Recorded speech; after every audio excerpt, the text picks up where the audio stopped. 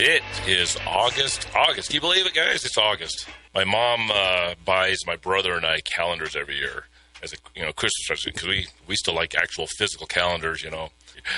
I remember getting this year's calendar. And it's always an Elvis. I get the Elvis calendar, so I get the Elvis desk calendar. Anybody comes to my office, you see the Elvis desk calendar, and then I have the wall calendar as well. And I hang the wall calendar in my office at home, and I just got that thing. I just got it. And then suddenly I'm tearing some pages off this morning on my desk. It's like, oh, it's August. It's a big, thick, desk calendar. You peel off each page. Each page has a different Elvis picture on it. People love it. I use it as scratch paper on the back and hand it to people as notes and whatnot. But, yeah, it's August. Just like that. Snap. 2026 is well more than half over. And we're running fast into whatever economic chaos is headed straight for us, and Joe and I both told you, look at the markets. Oh, they're so happy. 528 points up on the Dow. It was as high as 650 points up. S&P up almost 100 points. It's up 85 right now. And the NASDAQ up 445 points. Everything is awesome, right? Everything is awesome. And everything is not awesome. And don't be caught with your pants down. And gold and silver, it may go up and down a little bit. If you're looking at it every day, it may not make you happy. But over the sophisticated gold and silver owner time span, month after month, year after year, you are protected against the funny money games of the guys that make all the rules and benefit the most. And how do you do that? You call the Patriot Trading Group. That is what I'm talking about today. Joe's on vacation. He will be back by Wednesday. One of these days, I think I'll take myself a week off. I just haven't found the time and reason, I suppose. But Joe will be back Wednesday. You can call us 800-951-0592. That number is 800-951-0592. I'm going to hit the gold special right off the top. We got just a little bit, less than $100 above melt. We got $20 gold pieces at $4,000. Actually, if you go to the website, it'll say right there on the website, $3,995. I'm not a big 999 guy. That whole false selling thing. It's $4,000. $4,000, you're going to get yourself a $20 Liberty, essentially an ounce of gold, 0.9675 ounces of gold. And people that don't like old gold, that's the one thing. Oh, there's numbers and there's math to do. Well, it's essentially an ounce. Yeah, that 0.9675, that 0.0325 whatever of gold that you don't get in that, and it's more than a 1 ounce gold coin, by the way, because it's got copper in it. It was made to actually be spent. If you talk about melt price, yeah, it's about $100 melt, right? So we got the gold price at almost $4,100, $4,091. So you take that $100 off, it's $3,991 of melt on that coin that we're selling today. And for just $8 more, you've got it. $8 over melt gold today when Joe is on vacation. 800-951-0592. Now, I thought I might do this show solo, and I took a lot of days off last week. I actually still was working, but I decided to take a little bit of a radio break, and we played replays for most of the week. Today, I decided to bring on a former partner of Patriot, but Glenn Biddle is with me today. I'm going to have him come in and give me something to react to and talk about whatever fills our brains. But Glenn, thanks for coming in. You're over there in Maryland, so you're at it's 9:12 here or 9:10 here in Colorado, so it's about 11:10 there. What's going on, man? What do you got? We got to hit a commercial break here soon, but go ahead and introduce yourself. I live in a deep blue state, the People's Republic of Maryland. It's very communist. We have a horrible governor. He gave himself a fake Bronze Star. Wes Moore. We have the second worst economy in the country. I'm sure he's very proud of that as well.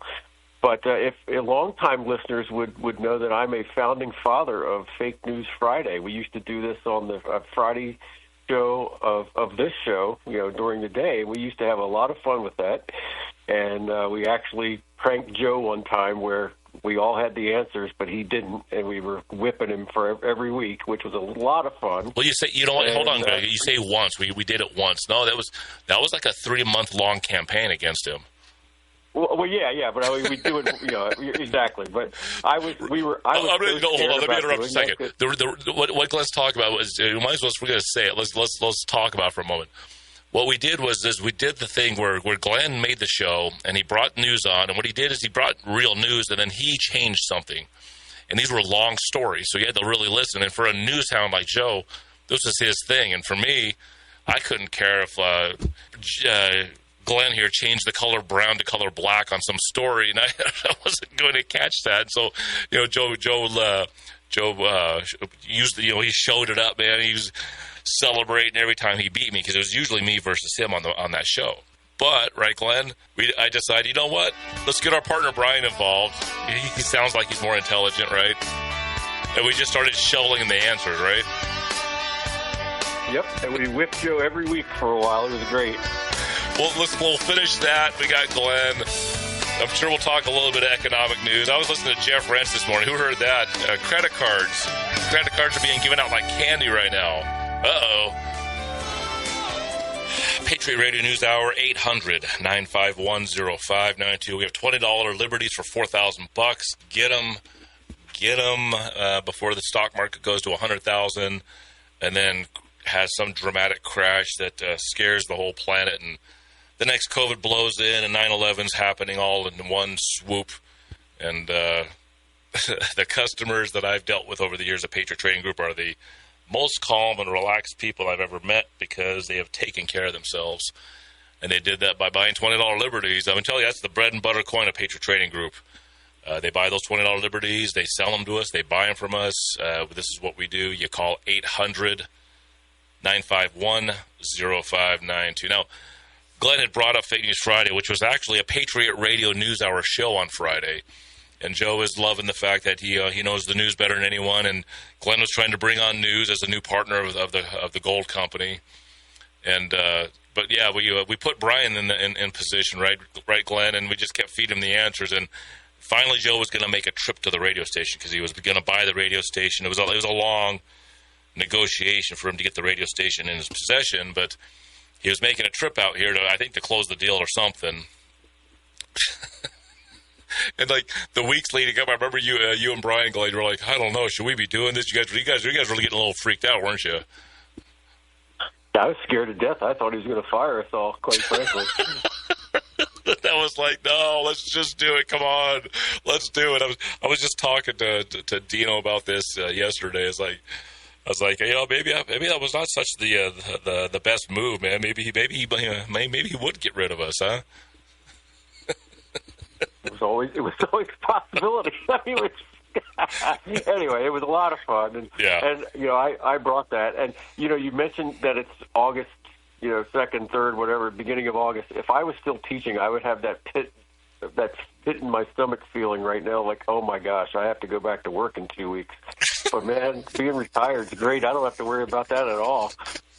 When they put the back to school stuff in the Walmarts in like June, just after school gets out, I just laugh. I take a picture of it and send it to all my old teacher friends. I'm like, back to school stuff in the stores already, Because I'm sure if you go into Lowe's right now, they probably have Thanksgiving stuff out, because they're just they jump these seasons so fast now. Now, when you first became a teacher in the olden years, you didn't have a pit in your stomach. Were you more excited for the school year back then? Yeah, but teaching was so different back then. Now it's ridiculous, just the way that you have to teach. It's just so stupid the way. And the funny thing is, I retired 4 years ago, but I got called back a year later to teach because they had a teacher quit 3 days in, and they needed a teacher immediately. I'm like, I can do it, and it was it's fine. It was supposed to be 2 weeks, which turned into. The thing I'm keying on, Glenn, the thing I'm keying on is the pit in the stomach. I mean, I know a lot of people that have that when they have to go to work. It's just that's an awful thing. That shows you're not doing what you're supposed to be doing. Because when I was the only time I had that pit in my stomach feeling was when I had to go back to school or when I had to get up and go to school each day.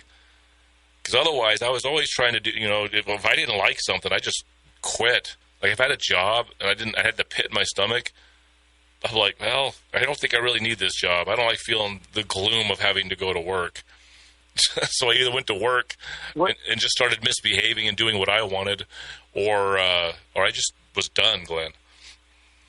Well, it wasn't the kids, and I loved teaching the subjects. I taught government and history. That was all fun. It was just the administration and all the requirements that they put on you. They were just overwhelming. You can't do your job when they have all this stupid things you have to do rather than just teach. And that's the problem with education today. It's so structured and so highly regulated, you can't really be free to be a teacher and do what you want. So it's tough. I mean, did you hear the Napoleon stuff I put on Thursday and Friday? I did. What did you think of that whole? He was trying to build a fortress around the banking system and keep everyone free inside the continental system, which we are all taught how evil and horrible Napoleon was, and here he was fighting the banking system. It's pretty interesting stuff, isn't it? He was an interesting person. He was very organized. And what most people don't know is he spent a year in Egypt. And the advances that he made in science and technology in Egypt were absolutely amazing. Now, he got his rear end handed to him a whole bunch of times, which he covered him up, all those defeats. But for the most part, the scientific studies that he did in Egypt, his studies, what he found in Egypt allowed the hieroglyphics to be deciphered eventually. The Rosetta Stone is what it's called. And I still believe that's in the British Museum at this point. They should give it back because, the British are on stolen land. When all these stupid people say, oh, we have to have a land thing right now where we're standing on stolen land, it's like, oh my gosh, all these award shows when these idiotic leftist stars have to say that. I just hate that, I would love to see a land thing where say, you know what, I'm standing in the best country in the world, the United States of America, It's a great country. Our government kind of stinks, but the people here is are it great. the best country in the world, or is it just the best system ruling the world, which is pretty much everybody else? I mean, is America really just America, or is it pretty much everybody's in that same system? Did America just join the English system, and we were all just tricked into it, Glenn? Isn't it just the same system that England's been running for centuries? Now England doesn't have to take all the blame for all the military conquests that are going on the last 100 years. The banking system, of course, we are part of, the world banking system.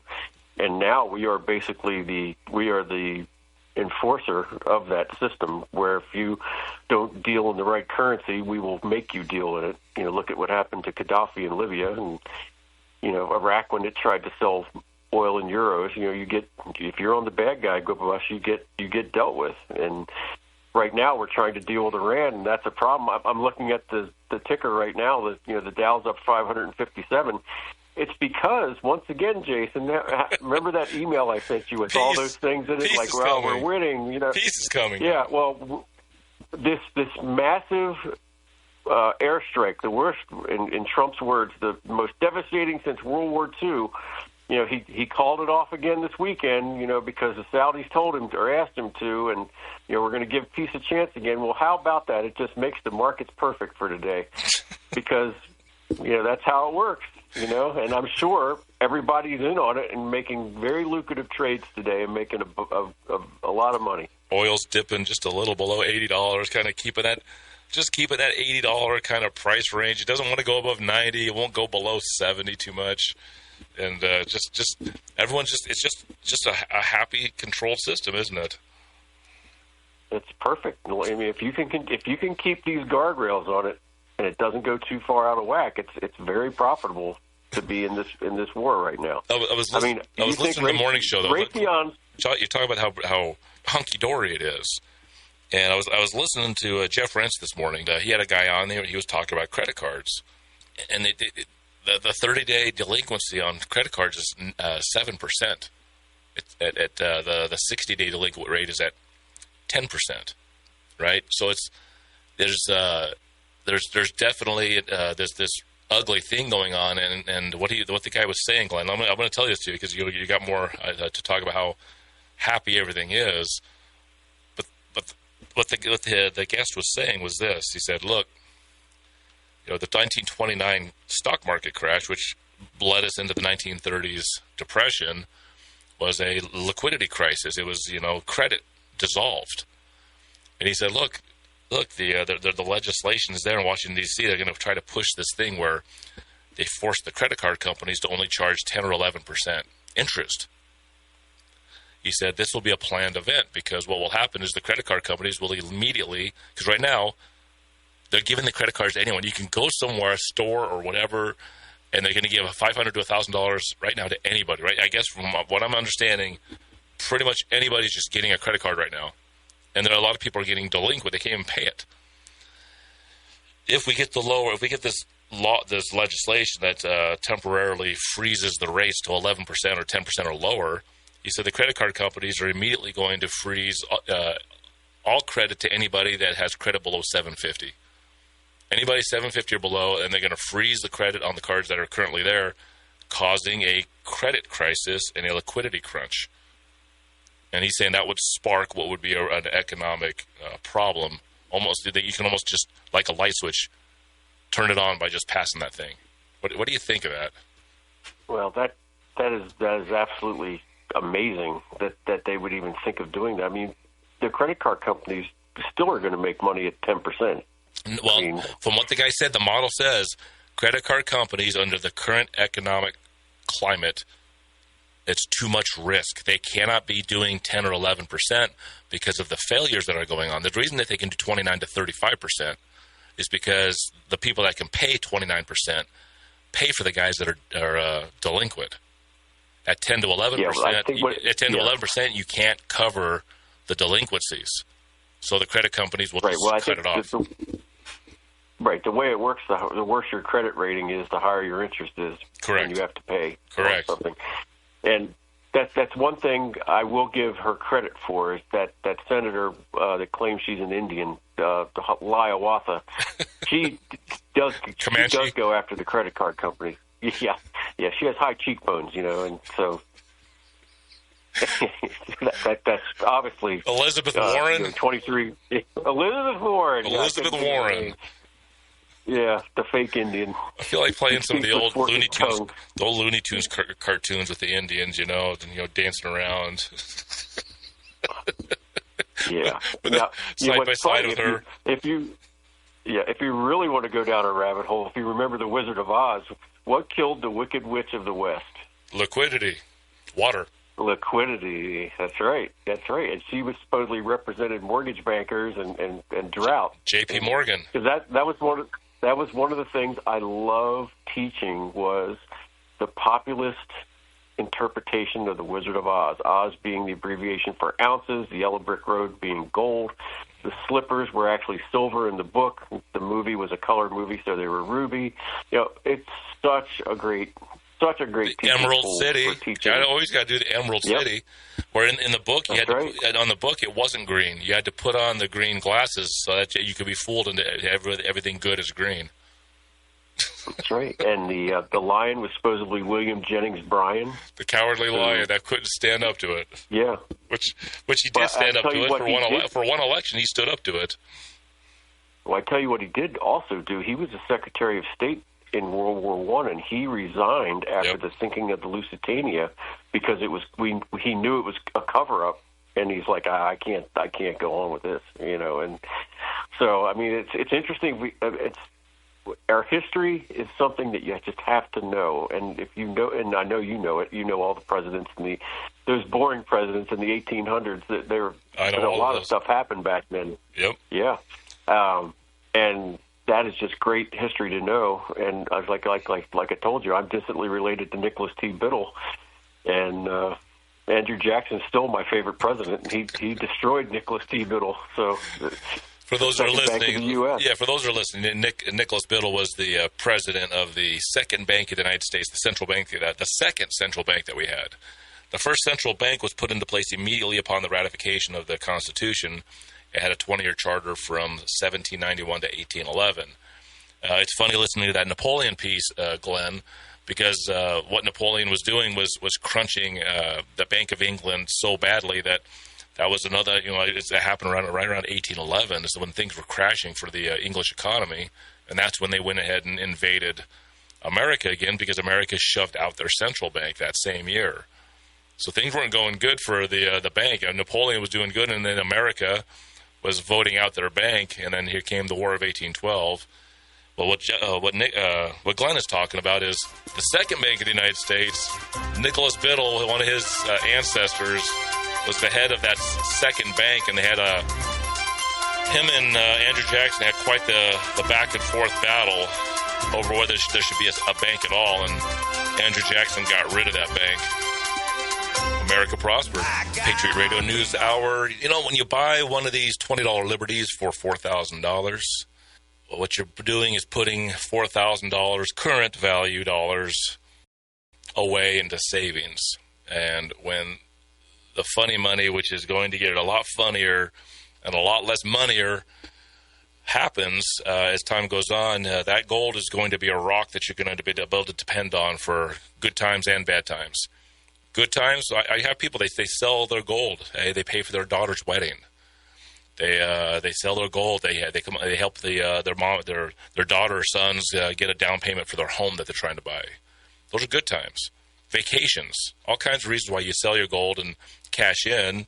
Now, of course, you want to just save it, never sell it. But if you never sell your gold, great. If you hand it off to your kids, that's awesome. But sometimes the kids don't know what to do with it. Yeah, you better give them a little education. You have them listen to the show. And that's what you're doing. And of course, bad times, tough times, we all know that's what gold's good for. You got that sitting there waiting to cover you when things go bump in the night. And Glenn, I don't know how much you know about this. By the way, call the number, 800-951-0592. Put $4,000 away into savings and have it ready when you need it. Glenn, I was watching some stuff on the Vanderbilts, one of those elite families from years past, and there was a short time, a couple of years, where the Vanderbilts actually were wealthier than the Rockefellers. It only happened for a very brief couple of years. And anybody who's learned about the Vanderbilts, Glenn, I don't know how much you know about them, but they lost their entire family fortune in 2 generations. This was accomplished when grandfather Vanderbilt, who built the empire from an average guy to a multimillionaire, he decided to give the entire inheritance to one guy, one son, one inheritor. He didn't give anything, or gave very little to everybody else. And he wanted to keep the family living comfortably. And he knew that if he had one reliable source to hand it to, which was one of his sons, it would continue on. Well, his son did the same. And in fact, his son was the one that briefly, by running the empire, was able to briefly be more wealthier than the Rockefellers during his running of the business. And he just couldn't bear to give it to just one heir. He did really good, and then he just couldn't do it. He had to give it to 120 heirs. So Glenn, guess what happened? So these 120 heirs, these brothers and sisters and nephews and nieces and sons and daughters, they all started building these big, huge palaces in New York and all over the country. These big, huge castles, and flaunting the money, and they were in all the social circles, and everyone loved the Vanderbilts. But by the next generation, none of them were a millionaire. There was no millionaires in the bunch. It was all gone. All the big houses had to be bulldozed. Yeah. They all had to be bulldozed because they couldn't afford to maintain these palaces they bought. That's how quick it goes away, clinically. Yeah.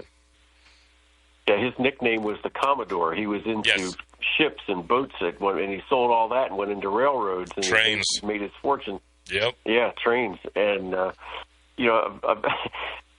remember Andrew Carnegie? He said, "Do not give your money to your family; they will squander it." That's why he put a lot of his money supposedly into like Carnegie Hall and different types of projects, because he knew his family would squander the money. So it's quite interesting. Now you're talking about selling gold and silver when you need to. So I bought my 2018 Toyota Tacoma brand new with silver. I paid for my daughter's wedding with silver, and I just needed a roof about a month ago, and I paid for it with silver. And this is silver that I had bought, 20, 25 years ago, and selling it now. Well, actually selling back in 2018, I still made a profit on it.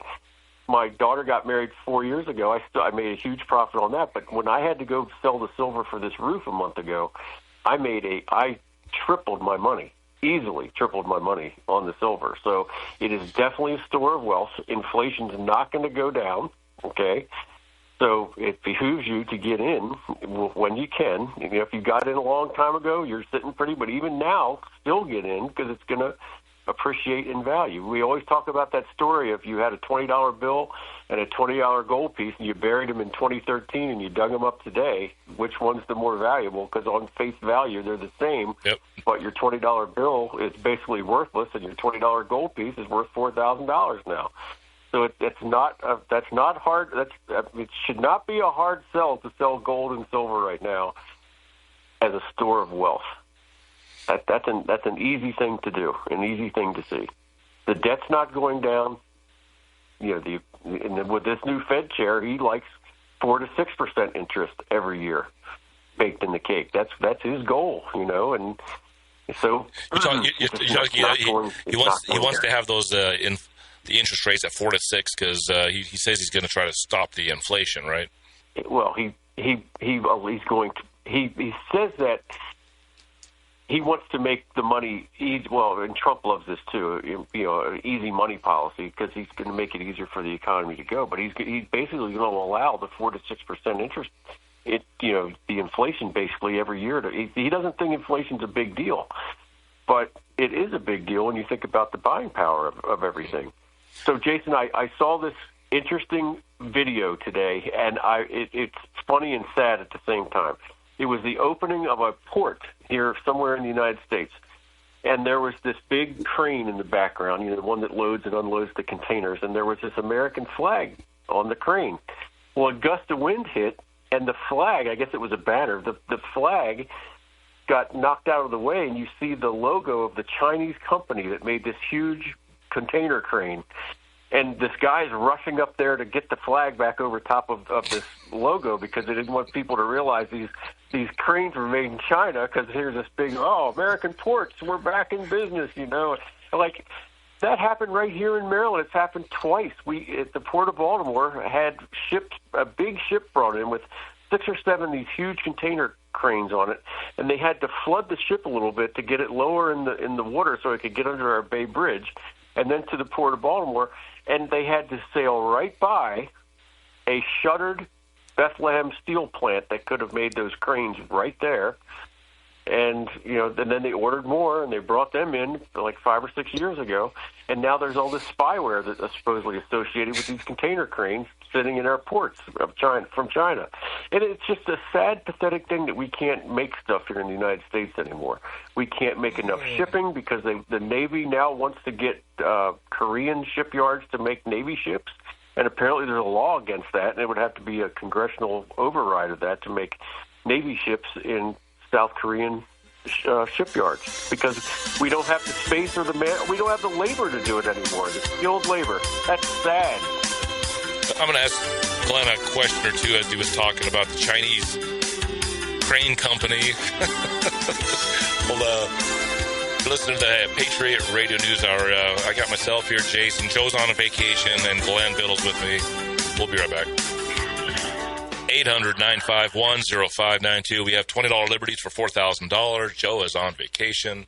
That is just a little bit above melt on these $20 gold pieces. One of these days, I would say later this year or maybe next year, where the premiums on this gold and the silver is going to come back. And then I'm going to say, I remember in August when Joe was on vacation and before, all throughout most of 2026 early on, the middle of 2026, we had these low premiums, barely above melt, and you didn't buy it. And gold will probably be at about $4,500, $5,000, $5,500. The premiums will be, a lot more. You'll be paying at 5,000 gold. You'll be paying $5,700 or $5,400, hundreds of dollars. above melt, and I'll be like, well, I tried. We tried to get you guys to look at it, but that's okay. For you guys that are looking at it, 800-951-0592. Glenn, you were talking about the Chinese, the flag went down. They saw the Chinese corporate name or whatever on the ship or whatever it was. Is there really such a thing as a Chinese corporation in this world? Does that actually exist? Because when you look at the stock market, and it's the same in China and other markets, they have their own companies. When you start to look at who actually owns the voter, the majority voter shares of those companies, you always have this handful of companies like BlackRock, State Street, Vanguard. Vanguard's the big one. And then Vanguard's a majority owner of that crane company from China. Is it really a Chinese making it? I mean, Chinese people are making it. But is it really the Chinese making it if an American-based company owns the voting shares of that company? If it's an American company really owns that Chinese company, is it really are the Chinese really making it, Glenn? Well, the Chinese are making it because it's their steel, their workers. Is it their steel? Is it their workers? If their workers are working for an American-based company in China, is it really their workers? It all depends on how you look at it. I mean, wouldn't it be better to make those cranes here in the United States? But see, we've priced ourselves out of this because of labor and unions and things like that, and environmental laws and OSHA and everything else. It's just so much easier. Let me give you a different perspective then. How about this? Because you say it depends how you look at it. Let me give you a perspective then. So Glenn, something happens and suddenly you're blessed with suddenly the biddle fortune that was hidden from you for so long is brandished itself. It's like, oh, you are now the last living dependable heir of Nicholas Biddle's secret corporate holdings. And now there's this massive Chinese company that is owned by the Biddle family. And you now own this, Glenn. And it is suggested to you by the people running the company. Well, you're the owner. It's now an American-based company because Biddle Corp owns it. We just suggest for you to make your millions of dollars every year, Glenn. Just make sure we tell everybody it's the Wang Chang Company, Wang Chang Chang Company. Just make sure everyone knows it's the Wang Chang Chang Company, and you'll make millions and millions of dollars. Would you accept that? Yeah, I probably would because I like making money. I'm a corporatist. Is it a Chinese company, though? So the last question. No, is it a Chinese company? No, because you own it and you're American. No, but here's the thing. Where would I have my manufacturing done? If I'm having it done over there, it doesn't benefit Americans. Well, your Wang Chang Chang advisors are saying, well, if you move the manufacturing from our Chinese location over to an American location, we will no longer be profitable. You will probably have to hemorrhage $1 million instead of receiving multiple millions. What do you do? I'm keeping it in China. I hate to say that, but that's where I'm going to keep it. And it's so it's an American company in China. It's a business decision that is happening in the boardroom. Remember how when we did when I think Eric used to say we gave it all away. We gave it all away. We did give it all away. We gave our manufacturing. Well, we didn't give it to China and Japan. We gave cheaper. It to the bankers. Do you think the Chinese central bank is a bunch of Chinese guys making decisions on fiscal policy? Or do you think it's the actual owners of the Chinese central bank, which is probably the Rothschilds, that have a majority stake? Well, I can tell you one thing about Chinese entrepreneurship. If you screw up, you don't get a fine. You get disappeared or get killed or whatever. That guy, Alibaba guy, remember, he disappeared for a while. And they got to him, and yeah, he's back on board with communism, I guess, again. But bad things happen to you if you screw up over there in China as an entrepreneur. So there is a little bit of accountability there. I never heard that China ever they never arrested or jailed a Rockefeller. I've not heard that story. No, because you're over here, you're kind of untouchable. No, they own they own the Chinese central bank, so they can't do anything to the Rothschilds.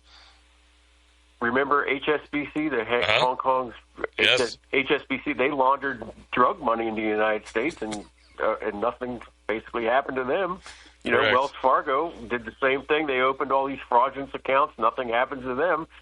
If they were operating in China and something like that happened, I think you'd see the head of Wells Fargo and HSBC get whacked probably, or they would strip them of their power. I will say this: I am totally not in favor of the protectionism that we do on vehicles in this country, because those BYD cars are actually very nice to have to build your dream Chinese car. My nephew was just driving one in Spain. He was over there for a wedding, and he had this BYD car. He said he loved it. I am a big fan of Toyota trucks, and if we could get the real export version of the Toyota Land Cruiser pickups and Land Cruiser SUVs, they would dominate the U.S. market. The F-150 would cease to be the number one sales in America, because they are just solid trucks, not these yuppie things you see people riding around in that never go off-road. Hang on, guys. We got one more segment here. 800-951-0592. We're selling $20 Liberties for $4,000. Get it before it's $5,000. Get it before it's $6,000. And on and on and on, guys. We'll be right back. All right. Well, one of the things that I play on the radio station, but I don't do it regularly before the show because it's a little long piece. And it's not a guy I really like that much, but it's Glenn Beck. And Glenn Beck did this piece. It was a Freedom of Information Act that came out in 2022. And it was about the bank bailouts. $5.5 trillion. People were angry. People, you had people going to, sit in on Wall Street, and people were protesting, getting mad. And the news was spinning it, because we get the worst side of it. And come to find out, in 2012, this group of reporters wanted to find out, the actual what happened, and the Fed said, well, the Fed isn't the government, so the Freedom of Information Act, it was kind of a, we work with the government, but we're not the government, and so they said, well, we'll give you that information in 10 years, what we actually did to bail everything out. And 10 years went by, and Glenn Beck, Glenn Beck has some really brilliant stuff, and then he doesn't stick to it. He goes off and starts talking about how great Donald Trump is or something, and he just blows it, right? But he did this piece, but it's about 8-minute piece, and Glenn, $29 trillion. That's what the Fed and the United States government did, and they bailed out countries, they bailed out banks. You talk about everything is fake, right? Everything is not real. Everything is a lie, right, Glenn? Yeah, they bailed out my local bank here in town. I was actually, I still am a customer of the bank, and they would not admit that they received any of the money from whatever that plan was back then, and because they were freaked out that people would get scared and just bail out, just leave the bank, like a modern bank run. So they kept denying that they got any money from the Fed bailout, and they did. It was later revealed that they did get money. And that $30 trillion, that's once again, that's off the books. Isn't it? Yeah, that didn't go in. It did not go. It basically it was patchwork for the country of Germany, or the country of Japan, or or J.P. Morgan Chase Bank, or Wells Fargo. They all got it, all of them. It was patchwork, and since it didn't go directly into the economy, we did not hit the inflation, because remember, gold and silver just kept going. Gold and silver went up in 2009. Gold and silver went up in 2010. Gold and silver hit its peak in 2011, and then it just crashed. And they spent, they bailed out $29 trillion worth of countries and institutions, and it didn't go directly into circulation, Glenn. And so we didn't get the dramatic inflation like we had after COVID, which the money that actually went directly into the markets to save the markets. So, yeah, it's these are the kinds of things you got to keep your eyes on and try to learn about, right, Glenn, to understand why things are the way they are.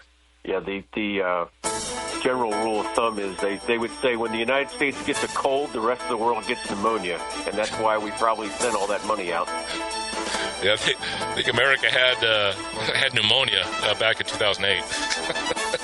We actually had the flu, but there were no recorded cases of it in 2020.